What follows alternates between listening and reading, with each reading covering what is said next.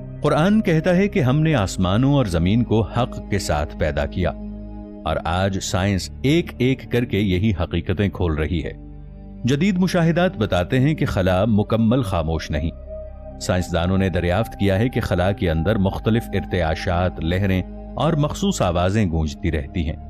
کائنات کا ہر ذرہ اپنی مخصوص فریکوینسی پر ارتعاش کر رہا ہے، اور قرآن کہتا ہے ہر چیز تسبیح کر رہی ہے مگر تم سمجھتے نہیں۔ جب سائنس نے یہ سنا کہ کائنات میں واقعی آوازیں موجود ہیں تو گویا قرآن کی صدیوں پرانی بات سامنے آ گئی۔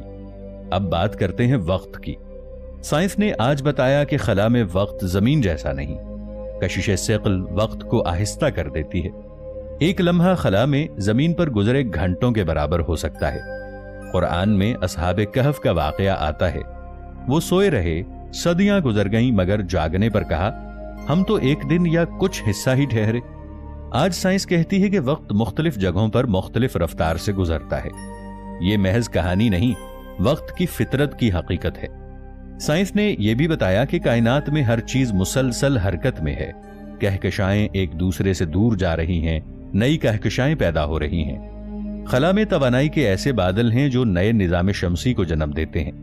قرآن میں فرمایا گیا پھر ہم نے آسمان کو دھوئیں کی شکل میں پایا اور کہا آؤ، خوشی سے یا لاچاری سے دونوں نے کہا ہم آتے ہیں۔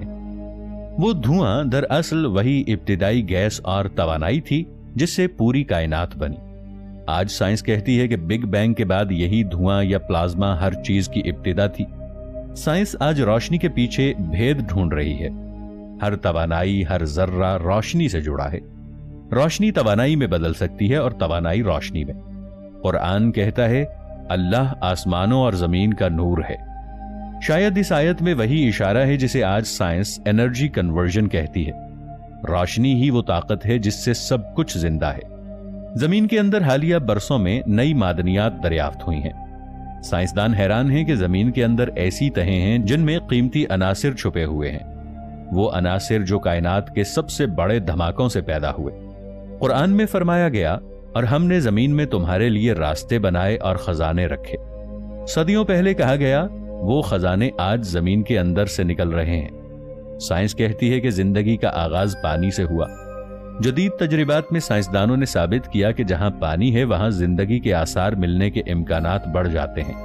قرآن نے صاف فرمایا ہم نے ہر جاندار کو پانی سے پیدا کیا۔ یہ محض اتفاق نہیں، ایک سائنسی حقیقت ہے جس کی تصدیق آج جدید لیبارٹریاں کر رہی ہیں۔ پھر خلا میں کشش ثقل کے توازن پر غور کریں۔ سائنسدان حیران ہیں کہ اگر گریوٹی ذرا سا بھی کم یا زیادہ ہو جاتی تو سیارے اپنی جگہ نہ رہتے، نظام شمسی ٹوٹ جاتا۔ مگر یہ توازن ایسا ہے جیسے کسی نے باریک پیمائش سے ترتیب دیا ہو۔ قرآن میں کہا گیا اللہ نے آسمان کو بلند کیا اور توازن قائم کیا تاکہ تم ناپ تول میں زیادتی نہ کرو۔ یہ توازن صرف زمین پر نہیں، پوری کائنات میں ہے۔ حالیہ تحقیق بتاتی ہے کہ کچھ کہکشائیں نئی زندگیوں کے بیج رکھ رہی ہیں۔ وہاں ایسے ستارے پیدا ہو رہے ہیں جن کے گرد پانی جیسی گیسیں موجود ہیں۔ سائنس کہتی ہے شاید وہاں زندگی ہو۔ قرآن میں ارشاد ہے اور اس نے آسمانوں اور زمین میں مخلوق پھیلائی، یعنی یہ دنیا صرف زمین تک محدود نہیں، شاید کہکشاؤں میں کوئی اور مخلوق بھی اپنے رب کی تسبیح کر رہی ہو۔ کائنات میں توانائی کبھی ضائع نہیں ہوتی، بس ایک شکل سے دوسری شکل میں بدلتی ہے۔ قرآن میں فرمایا وہ ہر روز نئی شان میں ہے، یعنی مسلسل تغیر، مسلسل تخلیق۔ سائنس آج اسے کازمولوجیکل ایکٹیویٹی کہتی ہے، مگر حقیقت یہی ہے کہ کائنات ہر لمحہ نئی ہو رہی ہے۔ خلا میں طاقتور روشنیوں اور تابکاری کی دریافت بھی قرآن کی طرف اشارہ کرتی ہے۔ جب فرمایا گیا ہم نے آسمانوں کو محفوظ چھت بنایا تو آج ہمیں یہ پتا چلا کہ اوزون کی تہ اور مقناطیسی میدان زمین کو تابکاری سے بچاتے ہیں۔ اگر یہ نہ ہوتے تو زندگی لمحوں میں ختم ہو جاتی۔ کائنات کی وسعت ایسی ہے کہ انسان حیران رہ جاتا ہے۔ سائنس نے گنا تو اندازہ ہوا کہ ایک کہکشاں میں اربوں ستارے ہیں اور ایسی کہکشائیں کھربوں کی تعداد میں ہیں۔ قرآن میں کہا گیا اللہ وہ ہے جس نے 7 آسمان بنائے، ایک دوسرے پر تہ بتہ۔ شاید وہ آسمان وہی مختلف لیول کی کائناتیں ہیں جنہیں آج سائنس ڈائمینشنز کہتی ہے۔ خلا میں کچھ بھی ساکت نہیں، ہر چیز حرکت میں ہے، مگر حیرت یہ ہے کہ یہ سب ایک نظام کے تحت ہے۔ قرآن کہتا ہے سب اپنے مدار میں تیر رہے ہیں۔ یہ الفاظ اس وقت کہے گئے جب انسان زمین کے ساکن ہونے پر یقین رکھتا تھا۔ آج سائنس نے تسلیم کیا کہ سب کچھ حرکت میں ہے، حتیٰ کہ خود کائنات بھی۔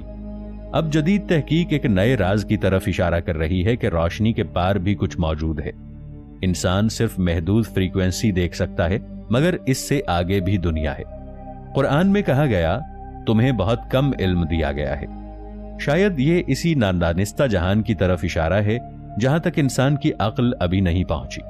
کائنات کا حسن یہ ہے کہ جتنا انسان دیکھتا جاتا ہے اتنا ہی حیران ہوتا جاتا ہے۔ کبھی وہ نیبولا کی رنگین گیسوں کو دیکھتا ہے، کبھی بادلوں میں چھپی توانائی کو، اور ہر جگہ اسے نظم اور ترتیب نظر آتی ہے۔ یہ سب کچھ اتفاق نہیں ہو سکتا۔ سائنس اور قرآن کا تعلق تضاد نہیں بلکہ سمجھنے کا ہے۔ قرآن انسان کو سوچنے کی دعوت دیتا ہے۔ کیا تم غور نہیں کرتے؟ سائنس بھی یہی کہتی ہے کہ تجربہ کرو، مشاہدہ کرو اور حقیقت کو تلاش کرو۔ دونوں کا مقصد ایک ہے، سچ تک پہنچنا۔ جب ایک مومن آسمان کی طرف دیکھتا ہے تو اس کے دل میں خوف نہیں، ایمان بڑھتا ہے۔ وہ جانتا ہے کہ یہ سب بے مقصد نہیں۔ ہر ستارہ، ہر کہکشاں، ہر ذرے کے پیچھے ایک خالق ہے جو ہر لمحے سب کو سنبھالے ہوئے ہے۔ قرآن اور سائنس کا تعلق مقابلے کا نہیں بلکہ تصدیق کا ہے۔ قرآن حقیقت کو بیان کرتا ہے، سائنس اس حقیقت کو ناپنے کی کوشش کرتی ہے۔ ایک ایمان کو مضبوط کرتا ہے، دوسرا عقل کو، مگر دونوں مل کر انسان کو اس عظیم سچائی کے قریب لے جاتے ہیں کہ یہ کائنات محض اتفاق سے نہیں بنی بلکہ ایک منصوبے کے تحت وجود میں آئی ہے۔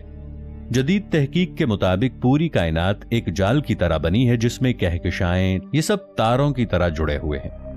قرآن کہتا ہے اللہ وہ ہے جس نے ہر چیز کو جوڑ کر مضبوط کیا۔ یہ جال دراصل اسی ربط کی علامت ہے، ایک سسٹم جو سب کو باندھے ہوئے ہے۔ نئی تحقیق کہتی ہے کہ ہمارے جسم کے ایٹم انہی ستاروں کے دھماکوں سے بنے ہیں جن سے کہکشائیں وجود میں آئیں۔ قرآن فرماتا ہے ہم نے تمہیں مٹی سے پیدا کیا اور وہی مٹی دراصل انہی دھماکوں سے بنی دھاتوں اور عناصر سے بھری ہے۔ سائنس نے نئی فوٹو لی ہیں جن میں ستارے گیس کے بادلوں سے بن رہے ہیں۔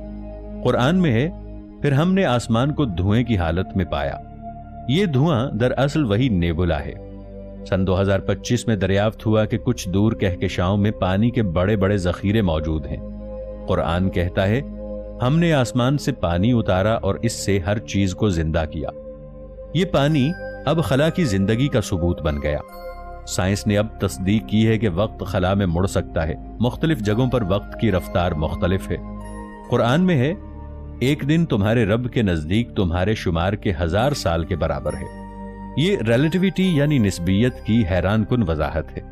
سائنس مانتی ہے کہ کائنات کا 85% حصہ ڈارک میٹر ہے جو دکھائی نہیں دیتا مگر سب کچھ اس کے قابو میں ہے۔